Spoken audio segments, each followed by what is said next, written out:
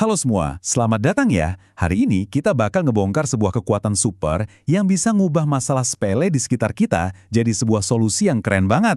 Siap-siap ya, kita akan masuk ke dunia design thinking. Oke, coba ngaku deh siapa yang pernah ngalamin ini. Lagi lapar-laparnya, mau nuang saus, sausnya macet di dalam botol, digoyang-goyang, ditepuk-tepuk, tetep aja nggak keluar. Bikin emosi kan? Nah, rasa kesal kita itu ternyata bukan cuma nasib sial loh, itu adalah masalah desain. Dan kerennya, solusi dari masalah ini juga lahir dari sebuah proses berpikir yang bakal kita pelajari bareng-bareng. Ini bukti kalau masalah sehari-hari itu sebenarnya peluang. Oke, jadi ini nih peta perjalanan kita hari ini. Kita mulai dari mengubah cara pandang, terus kita coba memahami manusia, lanjut ke menciptakan solusi, kita intip contoh suksesnya, dan yang terakhir, giliran kalian yang beraksi. Yuk kita mulai aja. Oke, kita masuk bagian pertama ya. Berpikir dengan cara baru. Ini pondasinya. Kita bakal belajar buat melihat masalah itu bukan sebagai jalan buntu, tapi justru sebagai undangan buat berinovasi. Jadi apa sih sebenarnya design thinking itu? Gampangnya gini, ini adalah sebuah cara untuk berinovasi yang jagoannya itu manusia. Bukan produknya, bukan teknologinya, tapi manusianya dulu. Dan ini bukan metode abal-abal loh. Ini dipopulerkan sama perusahaan desain kelas dunia, IDEO, dan juga Stanford D-School. Nah, ini dia nih bedanya yang paling mendasar. Coba deh lihat, cara lama itu mikirnya, kita punya mesin A, jadi kita bisa bikin produk B. Fokusnya ke kemampuan kita. Tapi design thinking ngebalik itu semua. Pertanyaannya jadi, orang-orang di luar sana tuh lagi punya masalah apa ya? Kebutuhan mereka apa? Fokusnya geser total dari produk ke manusia. Dan inilah 5 jurus saktinya. Ada empathize, define, ideate, prototype, dan test. Gampang kok ngapalinnya. Anggap aja ini resep rahasia buat bikin inovasi. Yuk kita bedah satu persatu.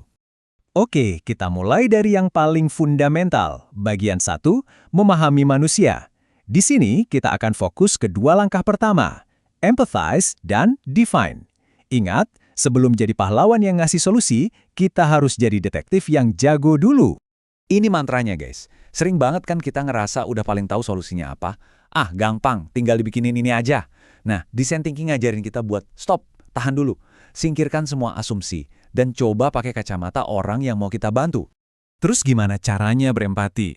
Ada 3 cara simpel. Pertama, observasi. Jadi detektif di kantin, liatin aja gimana teman-teman kalian antre. Kedua, wawancara. Ngobrol, tapi jangan cuma nanya suka atau nggak suka. Gali ceritanya, tanyain kenapa. Dan yang ketiga, merasakan langsung. Ini seru, coba deh kamu rasain sendiri kesulitan mereka. Nah, setelah jadi detektif, semua temuan kita jangan dibiarin berantakan. Kita tuang ke alat bantu yang namanya peta empati. Kita petakan apa yang mereka bilang, apa yang mereka lakukan, apa yang sebenarnya mereka pikirkan, dan yang paling penting, apa yang mereka rasakan. Ini alat buat benar-benar masuk ke kepala dan hati mereka. Oke, data dari hasil detektif kita udah terkumpul. Sekarang waktunya kita ke tahap define. Dari semua temuan tadi, kita harus bisa merumuskan satu kalimat super tajam yang jadi inti masalahnya. Tekniknya kita sebut point of view atau POV.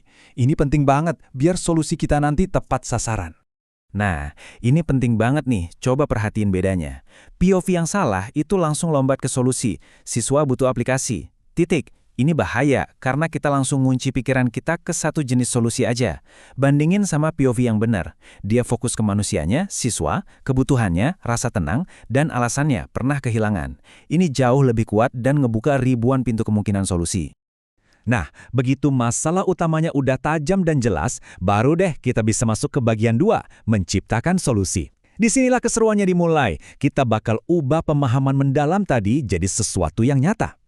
Oke, sekarang bagian yang paling seru, tahap ideate atau brainstorming. Di sini ada satu aturan utama. Tidak ada ide yang jelek.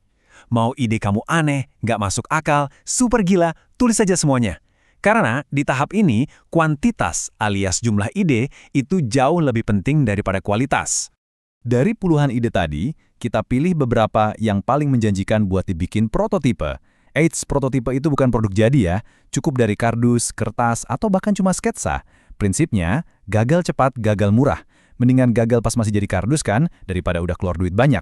Terus, bawa prototipe itu ke temenmu buat diuji. Aturan emasnya, pas mereka ngasih masukan, jangan defensif. Jangan bilang tapi kan, cukup dengerin, catat, dan bilang terima kasih. Oke. Dari tadi kan kita ngomongin teori terus ya. Pertanyaannya, ini beneran ada hasilnya nggak sih di dunia nyata? Jawabannya ada banget. Yuk kita lihat buktinya.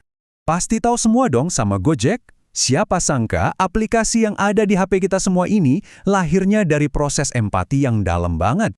Nah, ini dia insight-nya, penemuan kuncinya. Mas Nadim nggak mikir, oh kita butuh lebih banyak ojek. Bukan, setelah ngobrol sama abang-abang ojek, dia sadar masalah sebenarnya itu pertemuan antara driver sama penumpangnya itu susah dan gak efisien.